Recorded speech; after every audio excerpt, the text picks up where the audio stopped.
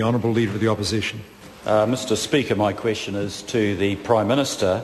Does he stand by his statement that in Christchurch, quote, up to 10,000 houses will need to be demolished and over 100,000 more could be damaged? The Right Honourable Prime Minister. Mr Speaker, yes.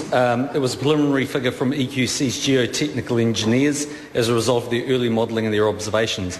I have absolutely no reason to dispute their expert advice. The Honourable Leader of the Opposition. Mr Speaker, does the Prime Minister accept that speculation by him about whole neighbourhoods having to be demolished have, according to the people in Bexley and Burford that I spoke to this morning, unnecessarily caused anxiety and distress and uncertainty because there is no follow-up as to which neighbourhoods he was referring to and what will be done to help them? The Right Honourable Prime Minister. To the best of my knowledge, I've never said whole suburbs would be abandoned. What I have said is that streets, houses or areas may be abandoned, and that's the result of the fact that there is very, very significant damage. Now, we won't know exactly those areas yet until we get the absolute geotechnical advice.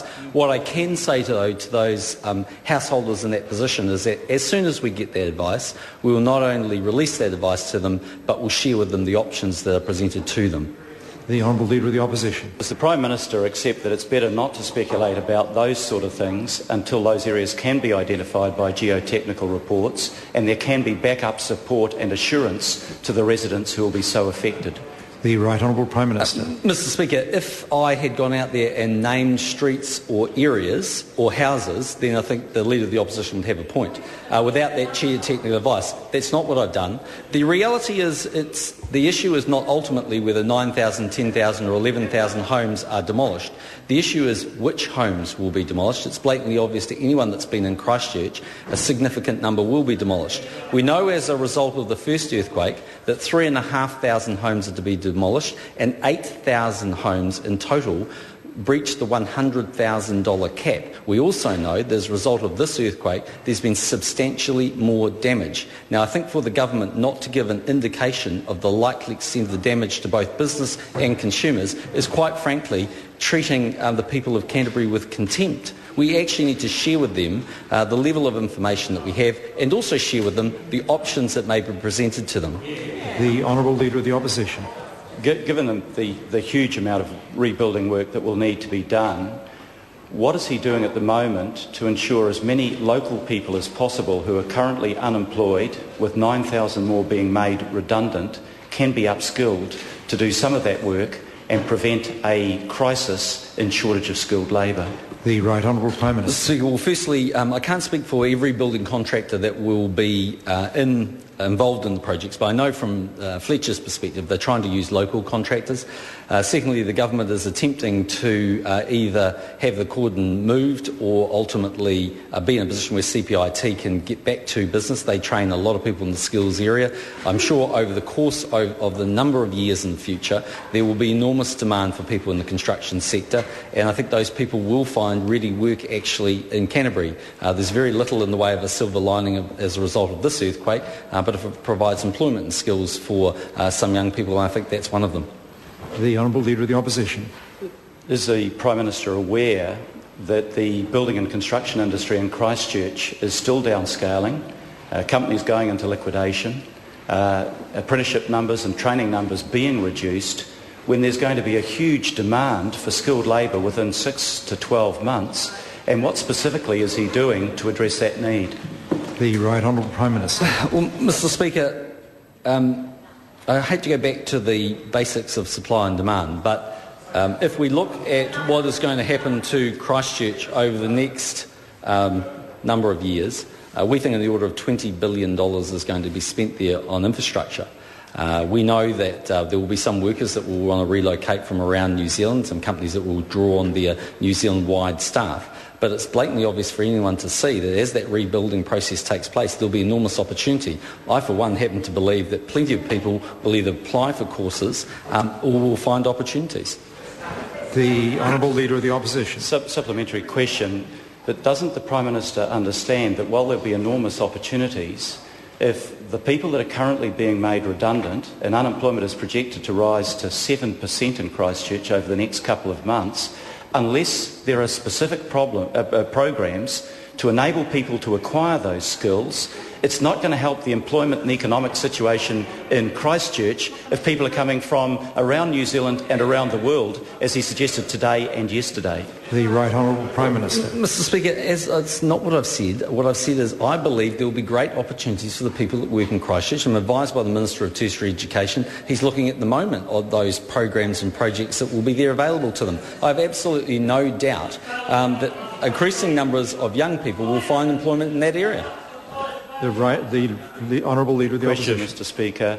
How does the Prime Minister respond to criticisms from within the industry itself in Christchurch and around the country that actually this government does not have an adequate skill training program and that there will be a major shortage in skills in the very trades we need to rebuild Christchurch within 6 to 12 months? The Right Honourable Prime Minister. Mr Speaker, well, I'm reliably informed by the Minister of Tertiary Education that is total rubbish, actually, from the Leader of the Opposition. But secondly, let us get a little bit of perspective on what's going on. We have had an earthquake which has cost the lives of up to 200 people.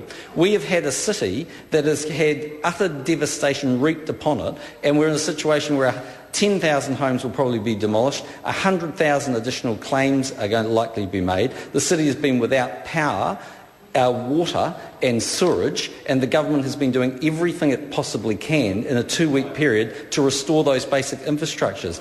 Yes, the issue of training more people is an important one, but if the Leader of the Opposition thinks that is the most important one at the moment, he'll be the Leader of the Opposition for a very long time until the Labour caucus boot him out. Order, I cannot hear. Order. I cannot hear. Is it point of order? Speaker. Point of order, the Honourable Leader of the Mr Opposition. Speaker, you'll understand that having spent several hours this morning talking to really stressed and anxious people, Order, it's offensive. Order. The member will resume his seat. The House will get into disorder if points of order are used for matters that have nothing to do with order. Now, the member, in asking his question, contained in his question was verging on allegation that the government was ignoring some issue. The Prime Minister responded to that in his answer, and okay, that kind of question is going to get that kind of response. If the member wishes to ask a further supplementary question, he can, but he can't use the point of order process for that purpose.